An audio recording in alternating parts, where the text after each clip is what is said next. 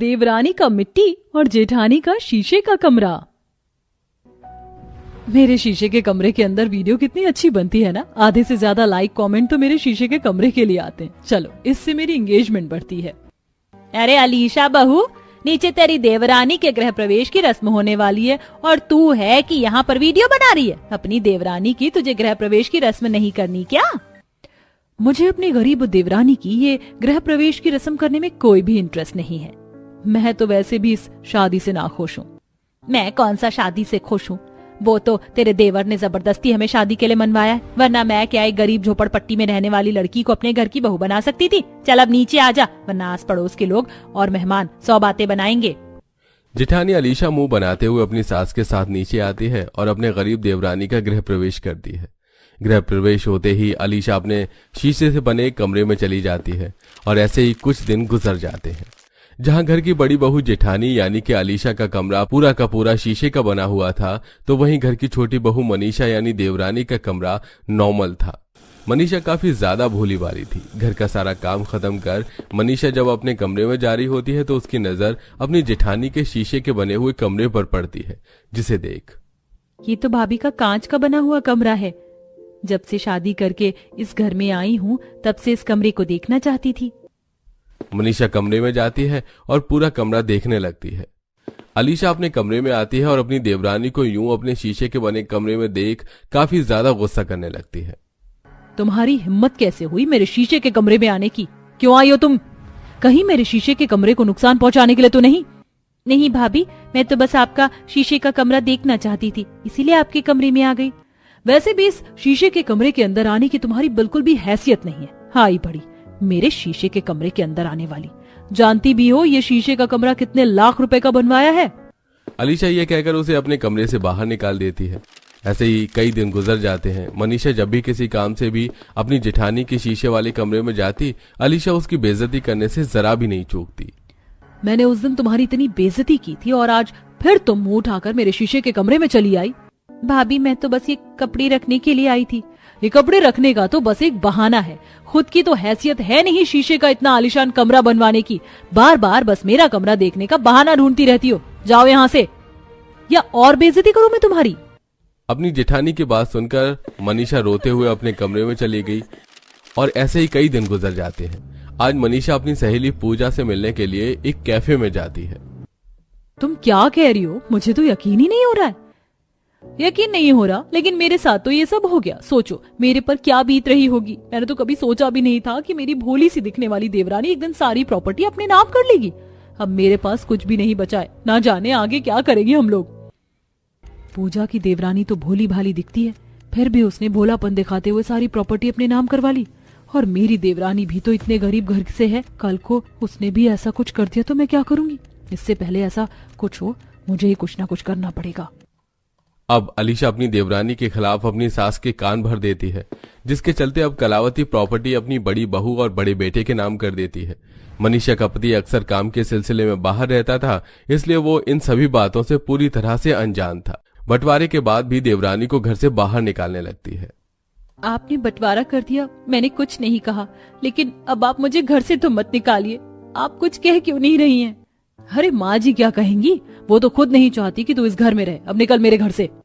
अलीशा मनीषा को तकिया मार के घर से निकाल देती है। बेचारी मनीषा का शहर में कोई नहीं था, वो बेचारी जाए भी तो कहाँ जाए। इसलिए अब मनीषा अपने ससुराल के बगल में एक छोटा सा मिट्टी का घर बनाती है और उसमें रहने लगती है। कुछ दिन गुजर जाते हैं। अभी तो गर्मी का मौसम बस शुरू हुआ और कमरे में कितना ज्यादा भपका हो गया है। इतनी देर से एसी चला रखा है, लेकिन जरा भी कमरे में ठंडक नहीं हुई है।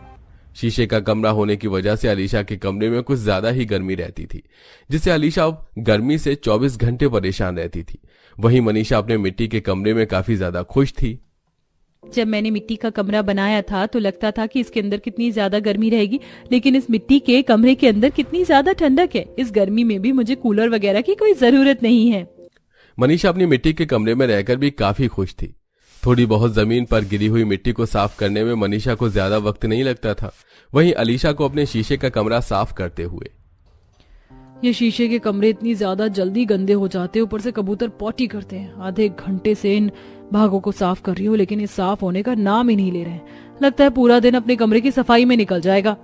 अपने शीशे के कमरे की बनी शीशे की खिड़की को साफ कर रही होती है कि तभी गलती से शीशे की खिड़की की वजह से अलीशा का हाथ पर शीशा लग जाता है और काफी खून निकलने लगता है। मेरा हाथ कितना खून बह रहा है। सफाई गई भाड़ में, लगता है डॉक्टर के पास जाकर पहले पट्टी करवानी पड़ेगी। आज कितने दिनों के बाद मैं दोबारा से वीडियो बनाने जा रही हूँ। कम से कम 4,500 वीडियो बना कर ही रहूंगी। अलीशा अपने शीशे के कमरे में वीडियो बना रही होती है कि तभी अचानक अलीशा के शीशे के कमरे की खिड़की टूटकर नीचे गिर जाती है। हे भगवान, ये क्या हुआ? ये नीचे कैसे गिर गई? लगता है वकर को बुलाकर नई खिड़की बनानी पड़ेगी। अलीशा खिड़की के टुकड़े को उठाकर कूड़ेदान में फेंक देती है। अलीशा अपने शीशे के कमरे का दिखावा करने के लिए मिट्टी के कमरे में जाती है। अरे जेठानी जी, आप इतने दिनों के बाद मेरी मिट्टी के कमरे में आई हैं। आइए आइए, बैठिए, मैं आपके लिए चाय बना देती हूँ। कोई जरूरत नहीं है इसकी।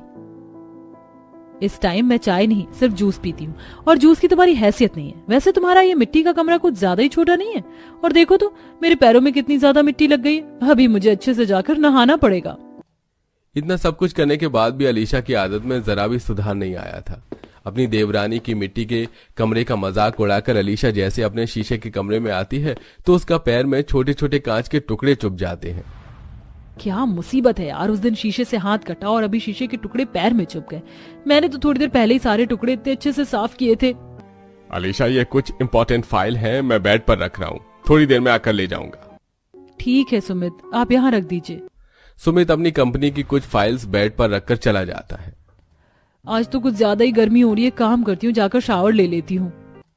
अलीशा शावर लेने के लिए बाथरूम में चली जाती है। अलीशा के कमरे में बनी शीशे की खिड़की से सीधी धूप अलीशा के बेड पर गिर रही थी, जिसके चलते बेड पर रखे पेपर अब काफी ज्यादा गर्म हो गए थे और देखते ही देखते सभी पेपर्स में आग लग जाती है।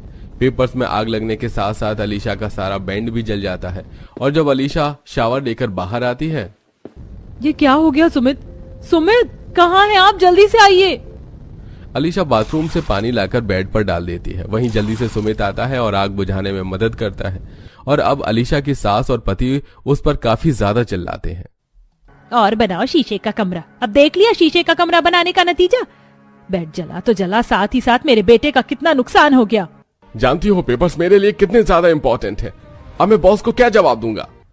सॉरी सुमित जी, माँ जी, मुझे नहीं पता था कि ऐसा कुछ हो जाएगा। अलीशा की सास कलावती उस पर गुस्सा करके अपने कमरे में चली जाती है। वहीं सुमित भी गुस्से में बाहर चला जाता है। अलीशा का बेड पूरी तरह से जल चुका था, इसलिए वो अपने कमरे में नहीं रह सकती थी। वहीं पहले जो कमरा उसकी देवरानी का था, अब वो स्टोर रूम बन चुका था। अलीशा के पास सोने के लिए अब कोई जगह नहीं थी, इसलिए वो मजबूरन रोते हुए मिट्टी के घर में रहने वाली देवरानी के पास जाती है। जेठानी जी, क्या हुआ आपको? ये आपकी आंखों में आंसू कैसे? अलीशा रोते हुए मनीषा को सारी बात बताती है। मनीषा, जो मैंने तुम्हारे साथ किया, शायद भगवान ने मुझे उसी की सजा दी है। पहले मैंने घर का बंटवारा किया और तुम्हें घर से भी निकाल दिया। तुम्हें मजबूरन इस मिट्टी के घर में रहना पड़ा, लेकिन इस मिट्टी के कमरे में रहकर भी तुम कितनी ज्यादा खुश हो, और मैं उस शीशे के कमरे में भी रहकर कितनी ज्यादा दुखी हूँ। मनीषा, मुझे माफ कर दो। भाभी, जो हुआ वो सब आपने जानबूझकर नहीं किया। आपको डर था कि आपसे कुछ मैं छीन ना लूं, और जब इंसान के पास कुछ ज्यादा ही बेहतर चीज होती है तो वो हमेशा सामने वाले को नीचा दिखाता है। ये तो हर एक इंसान का नेचर है। आप पहली इंसान नहीं है जिससे ये गलती हुई है। मैं आपसे गुस्सा नहीं हूँ। अपनी देवरानी की इतनी अच्छाई देख अलीशा की आंखों में आंसू आ जाते हैं, जिसके बाद अब वो अपनी देवरानी को वापस घर लेकर आती है और जो भी बंटवारे में उसे मिला था सब कुछ अपनी सास को दे देती है। और अब दोनों देवरानी जेठानी बिल्कुल एक जैसे नॉर्मल कमरे में हंसी खुशी रहती हैं। तो दोस्तों, जैसा कि आपने देखा, इस कहानी का नाम था जेठानी का शीशे और देवरानी का मिट्टी का कमरा। यानी कि देवरानी जिस घर में रहती थी वो उस मिट्टी का कमरा था और जेठानी का कमरा खूब महंगा और अच्छा शीशे का कमरा था। तो दोस्तों, अभी तक आपने देखा कि कैसे देवरानी जेठानी उसमें वीडियो बनाती थी और उनकी वीडियो में बहुत ज़्यादा व्यूज़ लाइक आते थे। और कुछ दिनों बाद उसके बाद देवरानी जेठानी जेठानी उसे अपने कमरे से आने ही नहीं देती और उसे बार बार कहती कि तुम मेरे कमरे में आ नहीं सकती और तुम बाहर रहो, मेरे कमरे में मत आना। और उसके बाद उन दोनों का बंटवारा भी हो जाता है और बंटवारा होने के बाद जेठानी उसे अपनी देवरानी को घर से भी बाहर निकाल देती है और वो बेचारी जगह जगह घूमती फिरती है। उसके बाद वो एक मिट्टी के कमरे में जाकर रहने लगती है, जबकि शीशे का कमरा में बहुत ज़्यादा धूप लगती थी और उसमें धूल गर्द जमा हो जाती थी, जिसे साफ़ करने में बहुत ज़्यादा टाइम लगता था। लेकिन जो मिट्टी का कमरा था वो तुरंत साफ़ भी हो जाता था और गर्मियों में उसमें ठंडक भी रहती थी। और एक दिन इसी तरह उसमें चोट लग जाती है अंगूठे में।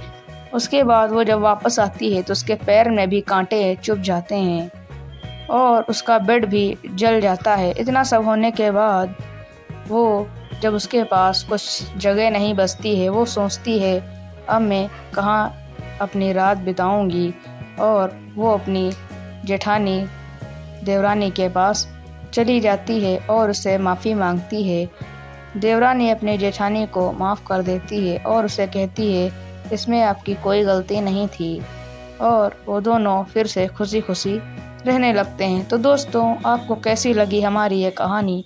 अगर अच्छी लगी हो तो वीडियो को लाइक करके चैनल को सब्सक्राइब ज़रूर से कर लीजिए और कमेंट में बताइए कि आपको किस तरीके की कहानी देखना पसंद है। हम आपके लिए वैसे ही कहानी लेकर आते रहेंगे।